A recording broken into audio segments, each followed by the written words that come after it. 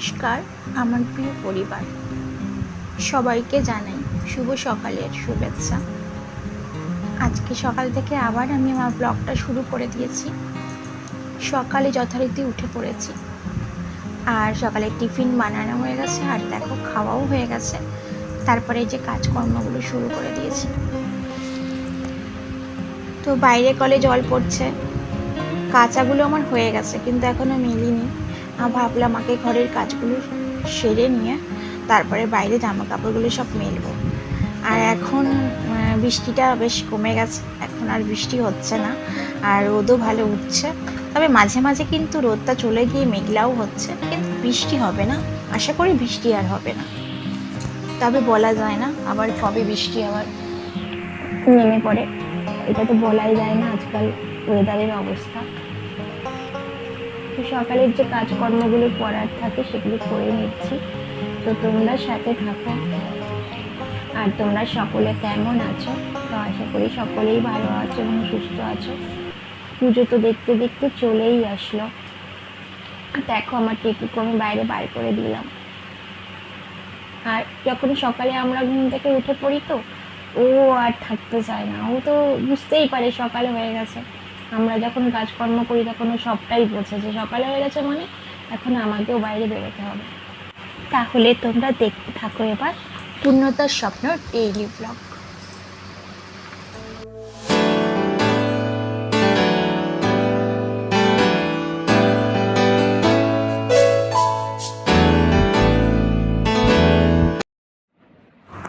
আর কয়েকটা দিন পরই মহালয়া, আর মহালয়া মানেই হচ্ছে পুজো শুরু হয়ে যাওয়া।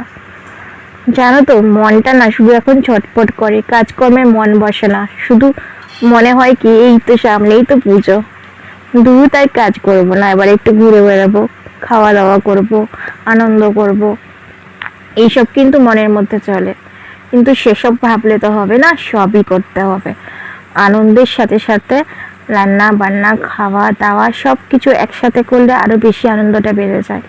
আর এখন আমি রান্না বসিয়ে দিচ্ছি। তো আজকে তো জানো তো ও বাড়িতে আছে, শনি রবি ও বাড়িতেই ছিল, তো রান্নাটা বসিয়ে দিয়েছি। তা আজকে তো রবিবার, তো চলো এখন ভাতটা বসিয়ে দিই। তো বাইরে কলের জল কিন্তু চলে গেছে, তো আমি এখন এই ট্যাঙ্কির জলে চালটা ধুয়ে নিচ্ছি। তো ওই তো চালটা ধুয়ে ভাতটা বসিয়ে দেবো। তো তোমরা সাথে থাকো।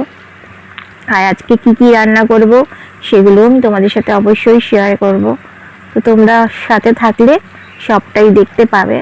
আর আবার অনুরোধ করছি, স্কিপ করে দেখো না। ছোট্ট ভিডিও করি, স্কিপ করে দেখলে অনেক কিছুই হয়তো বোঝা যায় না বা আদৌ হয়ে যায়। তো তোমাদের কাছে আমার এটা অনুরোধ, তো পুরো ভিডিওটাই দেখো এবং ভালো লাগলে অবশ্যই লাইকটা দিও আর কমেন্টও করো। আমার ভুল ত্রুটি থাকলেও কমেন্ট করবে এবং আমার ভিডিও দেখে ভালো লাগলেও কমেন্ট করো। তো এইটার আশায় কিন্তু আমি সব সময় থাকি। তবে হ্যাঁ, আজকাল আমি দু একটা কমেন্ট পাই, তার জন্য খুব খুশি হই, আর ওর জন্য ভিডিও করার মানে ব্লগ করার আনন্দটা যেন আরও বেশি করে পাই। আর দেখবে যখন কমেন্ট কেউ করে না তখন কিন্তু আনন্দটা হয়।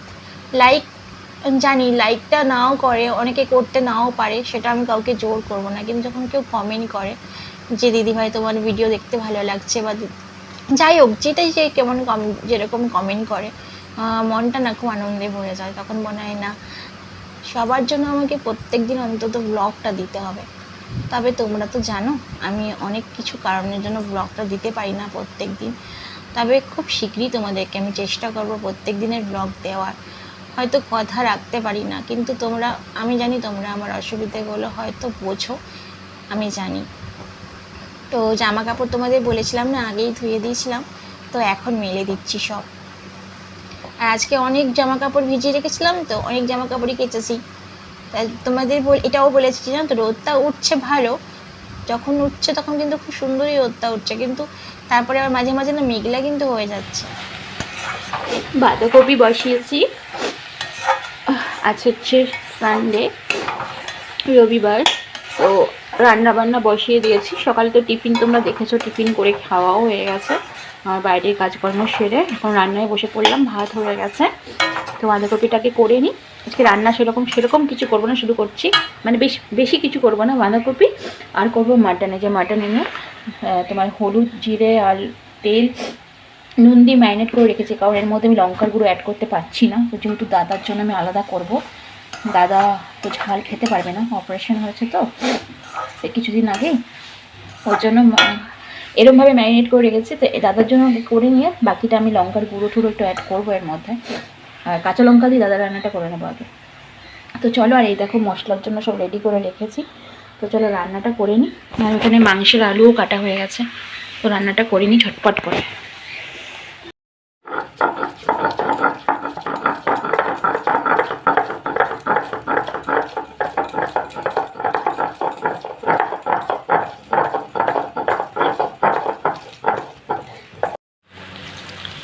আলুটা আগে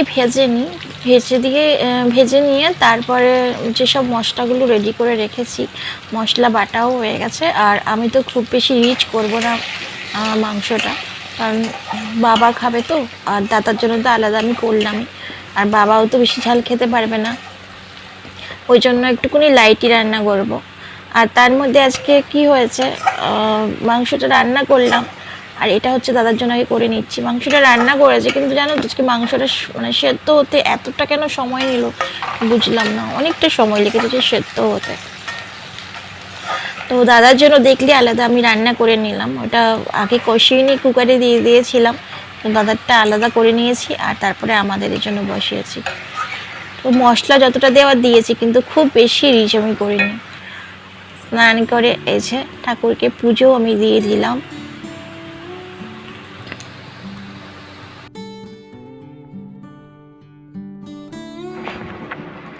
স্নান করে ঠাকুরকে পুজো দিয়ে দিয়েছি। যে শরীরটা না কেমন যেন একটু খারাপ লাগছে, ভালো লাগছে না, খুব গা গোলাচ্ছে আমার। যাই হোক, তো চলো রান্না বান্না করা হয়ে গেছে, তো তোমাদেরকে একটু শেয়ার করে দেবো। তো চলো দেখো আজকে রান্না করেছি মটনের লাল লাল ঝোল। তো দাদা আর বাবাকে দিয়ে দিয়েছি আগেই, তো তাদেরকে দিয়ে দেওয়ার পরই তোমাদেরকে দেখাচ্ছি। আর এই যে মা দেখো একটু বড়া ভাজা দিয়েছিল, আর এই বাঁধাকপি করেছি। তো আমরা খেতে বসে পড়েছি। আর এখন চলো গুড ইভিনিং জানাই সকলকে। তো সন্ধ্যাবেলায় বেরিয়ে পড়লাম, আমরা একটু ঘুরু করবো, আর তার সাথে আর একটা জায়গায়ও যাচ্ছি। কোথায় যাচ্ছি সেটা ভিডিওটা দেখলেই তোমরা বুঝতে পারবে। আর যাচ্ছি একটুখানি দরকারি, মানে আমার একটুখানি ইচ্ছে হয়েছে যে সেখানে যাব, তো সেটা ওকে বলে রেখেছিলাম, চলো আজকে একটুখানি যাব। তো কোথায় যাচ্ছি সেটা কিন্তু ভিডিওটা দেখলেই জানতে পারবে, ভিডিওটা কিন্তু পুরোটা দেখো। আর এই দেখো চলে আসলাম সেই জায়গাটা, সেটা হচ্ছে বাজার কলকাতা। তো আমি আমার বরমাসাকে বলে রেখেছিলাম যে আমাকে একটু বাজার কলকাতায় নিয়ে যাবে। তো আমি একটু কালেকশনগুলো দেখবো, যে ওখানে যদি আমার কোনো কিছু ভালো লাগে, তাহলে বাবা যে টাকাটা দিয়েছে, বাবা আমায় টাকা দিয়েছে পুজোতে কিছু কেনার জন্য, ড্রেস বলেছে যেটা ভালো লাগবে, শাড়ি হোক চুড়িদার হোক, যেটা ভালো লাগবে কিনে নিতে। তো আমি ভেবেছি যে একটা ড্রেসই কিনবো 3 পিস, কিন্তু এখানে না আমার খুব একটা পছন্দ হলো না। ছিল অনেক রকম, কিন্তু আমার চোখে লাগার মতন কিছু ছিল না, তাই আমি এখান থেকে কিন্তু অ্যাকচুয়ালি কিছু কিনে নিই। আমার বরমাশাই বলছে এসেছো এখানে দেখবে আর কিনবে না, তা আমি বললাম যে না, আমার যদি ভালো না লাগে তো আমি কেন কিনবো। আমি প্রথমেই বলে এসেছি আমি কিন্তু দেখতে যাচ্ছি যে কালেকশনগুলো কেমন আছে, আমি কিন্তু মন স্থির করে আসিনি যে কিনবই।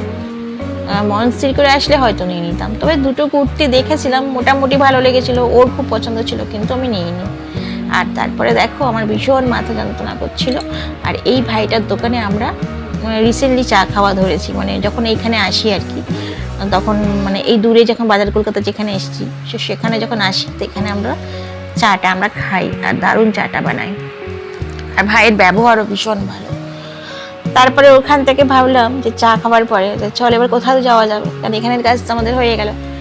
তো ভাবলাম দিদির বাড়ি চলে যাই, ওখানে সবাই আসে, আজকে রবিবার, একটু গল্প হবে, মনটাও ভালো লাগবে সবার সাথে গল্প করলে।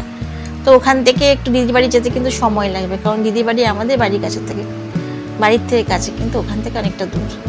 আর এই দেখো ফাইনালি আমরা দিদির বাড়ি চলে এসেছি, সবাই এখানে বসে আছে, আর দিদিও এখানে যে বসে রয়েছে, রাগ করছে আমার ভিডিও করিস না, কিন্তু আমি জোর করে নিয়েছি, দিদি সেটা পরে দেখতে পাবে। তারপরে এই যে দিদিদের ব্যালকনিতে দাঁড়িয়ে একটু ভিডিও করছিলাম, কারণ এখানে খুব সুন্দর হাওয়া দিচ্ছিল। আর দেখো এখানে পুজোটা হয়। এখানে একটা প্যান্ডেল হয়েছে দুর্গা পুজো। তো এটা হচ্ছে আমাদের পাড়ার পুজো। তো আমাদের পাড়াতে দুটো পুজো হয়, আর এটা হচ্ছে তার মধ্যে আরেকটা। আর খুব ভালো প্যান্ডেলটা করেছে এবার। তো ভাবলাম তোমাদেরকে একটু শেয়ার করে দিই। আর দিদি বাড়িতে মানে এখানটা ব্যালকনিতে দাঁড়িয়েছি বলে একটু অন্ধকার লাগছে, কিন্তু খুব সুন্দর, জানো তো, এত সুন্দর হাওয়া দিচ্ছিল, মনে হচ্ছিল ওখানেই দাঁড়িয়ে থাকি। তারপর দিদি ডাকলো, এই চলে আয় চা খাবি। তো চলে গেলাম চা খেতে। তো আজকের ভিডিওটা চা খেতে খেতে এখানেই শেষ করছি। তো তোমরা সকলে ভালো থেকো, সুস্থ থেকো। আবার চলে আসবো অন্যদিন নতুন কোনো ব্লগ নিয়ে। তো আজকের মতন টাটা, বাই বাই। সকলকে জানাই শুভরাত্রি।